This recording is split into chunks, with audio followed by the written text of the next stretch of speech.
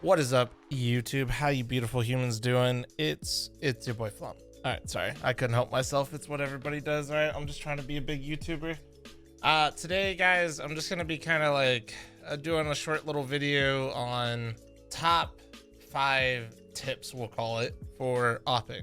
You know, as your favorite subpar mediocre opera streamer here, I get a lot of people that come into the stream and are always just like, Flum, dude, how do I get better at opping? And I'm just kind of like, here we go again. So this video is made for all of you that always come into my chat on my stream and ask me about opping. So the number one issue that I think a lot of people run into, especially if they're newer at the game, like, oh dude, I want to get better with the op, right? And it's just like, okay, that's good. But you know how many times I'll see somebody in a game, in my own games, even at a high level, they're like, oh, they missed a shot just barely, right? You know what I see them do the next time a buy round comes around? They got this in their hands. People are very weak when it comes to the idea that you have to, man, opping sucks for this reason. It is an expensive gun, okay? So when you have a bad round with it, right? And you're gonna inevitably miss shots. I miss shots all the time. Everybody misses, and you're gonna die and you're gonna be frustrated. The difference is if you're genuinely trying to get better with the op, you need to manage your money in a way that you are maximizing the amount of times you have an op in your hand. What does that mean? That means you don't get to buy a Deagle head armor every time you get the chance, okay? That means when your team is force buying, you get a pistol, but you have a P250, right? You got this gun in your hand and no armor, and you better make it work. Okay, so that's step one. Step one and tip one, manage your money so that way you're maximizing the amount of times that you have an op in your hand, because you cannot get better with the gun if you do not use it. Step 2, or tip 2, I keep saying steps, whatever, who cares? Tip 2 is positioning. I cannot stress how good the best operators in the world are at positioning. If you're putting yourself in positions where you have to hit some stupid shot that you saw me do on my stream because I was bored, you're more than likely gonna miss the shot. Because guess what? I miss the shot 90% of the times, and it looks cool when I finally hit it. And then I upload it on YouTube, and people go, wow, he's nuts. But they didn't see the 9 other shots that I tried to do that, and I missed. Everything when it comes to opping is positioning. If you are not in the correct position, you are going to lose the majority of the time. Now, I know this kind of sucks because I'm just kind of giving you a very general tip of positioning, because that changes obviously on every map, every situation. However, when you're trying to get better at opping, the second best tip I can tell you is just focus on your positioning. When you die, be critical, right? Think about where you died at, how you died.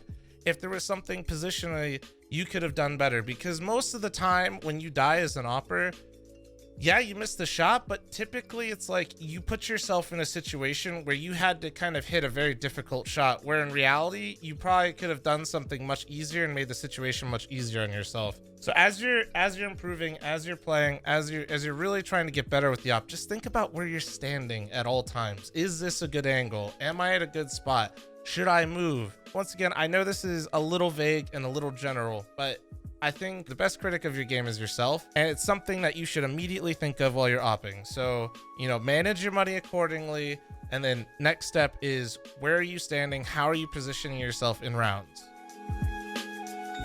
So tip 3 is going to kind of expand on tip 1 a little bit. We talked about, you know, maximizing the amount of buys that you get with the op and the amount of reps you're getting in real game situations with the op. That is the utmost important. That is why it is number 1. However, on a very basic level, the way at least it worked for me and was very nice for me is deathmatching with the op. And I know you hear that all the time. Everybody tells you to deathmatch to work on your aim. I'm just gonna kind of explain my thought process though, so you can understand why I think it's good and, you know, the pros and cons of deathmatching with an op. Cons of deathmatching with an op is it's not super realistic. You're flicking a lot. That isn't really how you want to shoot. As an operator, you're actually trying to minimize how much you flick all the time, because that's variance, right? Don't get me wrong, I'm a high sense player. There's people that make flicks a lot, and they do flick a lot, but within like a range, you know what I mean? You're not trying to go all the way across your screen and do ridiculous stuff. in death matches, you're constantly doing like 360s, looking around the map, you're flicking everywhere. It's not very realistic of how you're going to be opping at a game. So that's one con. Con number 2, everybody's going to be mad at you. Yeah, he's opping in a death match. Gross. Go to the op only death match. Like, okay. Those people are idiots, okay? And most of them are terrible at the game because, in my opinion at least, you shouldn't op in an op only death match. Think of how unrealistic that is. Think of how many times you're gonna face another opera in a 1v1 situation in a round where no utility is thrown, there aren't other variables, you're just gonna straight up know where each other are and aim duel. Like that it isn't happening. That's why like when casters talk about the op duel, it's Kenny S versus Zywa, who's gonna win? It doesn't matter. They're not gonna run into each other that much. It's a battle of which opera can make a bigger impact in the game and shoot the rifles better. The pros are you're getting the reps in, even though they're not super realistic and you are flicking everywhere. You're still getting used to the op. You know, you're developing some muscle memory of the flicks, like you're developing muscle memory in general. And there are ways where, like, you know, something that I once did to make the aiming more realistic is every time I spawned, I wouldn't move. I would not move to make it act like I was holding an angle to make the deathmatching a little bit more realistic and not running around just trying to quick scope everybody, that kind of stuff. Another pro of deathmatch is kind of what I was talking about in the cons, where like it's the op versus op duel.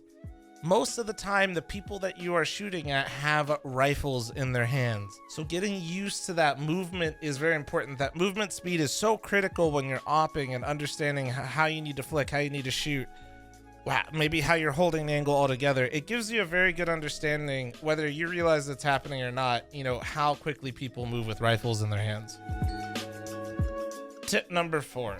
It kind of ties into that last point that I was talking about, tip 3 with the movement. Understanding op movement is different from regular movement. And what I mean by that is like, they are exactly the same in how it all works. But if you're not getting used to the counter strafe and the different speed, you'd be surprised, even myself sometimes, you'll sometimes counter strafe too quickly or not fast enough and you'll miss. So something that is a crucial tip, and it's kind of a crutch in a way actually, is get used to crouch peeking. When the op got nerfed and the movement speed reduced significantly, like you kind of had to find ways to abuse peeker's advantage and how to really get used to properly counter strafing. But the real way a lot of people got around it, including myself, was just crouch peeking. And the reason you do that, and why most people don't realize, is when you crouch and you move with the op, you're actually accurate, right? So I can sit here and I can crouch and I can shoot every single one of these guys while I'm moving. Right? So just like a rifle, when you crouch, you're accurate. Well, with an op and you're moving, you're still accurate. So using the crouch key to essentially minimize and negate any sort of poor counter strafing you have, or just in general, it's a great way to peek quickly when you're trying to out peek somebody that you know is holding an angle, right? So you know, for example, if I know this guy's like right there and I want to peek him really quickly, I just crouch and then I peek him like that. And on his screen, I'm still moving, right? And I am. But I'm still extremely accurate because I actually decided to crouch peek him instead of just trying to hit. Sometimes you'd be surprised how often you can counter strafe and maybe just miss a little bit. So let's just recap really quick. Tip 1, money management, maximizing reps in real game situations and making sure you're getting as many realistic situations as possible with the op in your hand. Tip 2, positioning. Understanding that before the round even starts, your positioning is everything. And it will be most of the time your make or break factor of why you're getting kills and why you're dying. Tip 3, maximizing your reps outside of real game situations in a deathmatch and essentially making sure you're getting the most out of that deathmatch experience. Tip 4, maximizing the ability to crouch, understanding how to crouch peek, how to use it, and be mobile and be accurate. Now that we've kind of done that recap, tip 5 is going to be responsibility. As somebody that is going to use the op in the server for your team, you need to understand the responsibility that you carry. You have the most expensive weapon on the team. You have the ability on death to drop the enemy team the most expensive weapon on the server and one of the most, if not the most impactful gun on the server. You carry that weight at all times. So you're not just a rifler, right? You are not expendable. That means you're carrying way more weight and responsibility than the other guys, because at the end of the day, like the weapon, when on an eco round, when you drop the op, you just gave all those pistols a weapon that can one-shot all of you from any distance with a scope. So when you watch me stream, for instance, and I go aggressive on a pistol and I die with the op, watch how many times we lose an eco because I'm an idiot. Every single round you need to try to make an impact. That should be your mentality. Like, as the opper, you're not in positions where you're anchoring bomb sites. You're in very important positions that cut off large portions of the map. And on the other side of it, you financially and economically to your team make huge impacts on your team. If you ask a teammate to drop an op to you, that is a $5,000, almost a $5,000 investment that they've made in you. So that doesn't come lightly. So when you play these games and you're learning the op, do try to understand that you should prioritize yourself over your other teammates in some situations, and that's okay. It's okay that on the retake that doesn't look very favorable for you, that you tell your teammate, I think we should save. Because one, obviously retaking with an op is difficult, but two, you know, even if your team can't full buy next round, you having an op in your hands that next round could potentially swing the round if you find the right way to maximize the op. You have the most powerful weapon in the game, and you have the ability to turn an entire round on its head in a matter of seconds. Hopefully these tips were helpful, guys. This is a little off the cuff per usual. I didn't really follow any script. Sicko probably edited this at least 4 times because I had to sit here and play with my own thoughts and how I want to phrase this for you guys. But as always, if you guys enjoyed the video, please do not forget to like the video. Don't forget to comment. And last but not least, make sure you guys subscribe to the stream. Wait. Subscribe to the YouTube channel and turn on the bell. All that good stuff. Take it easy, guys, and I'll see you guys in the next video. Later, guys.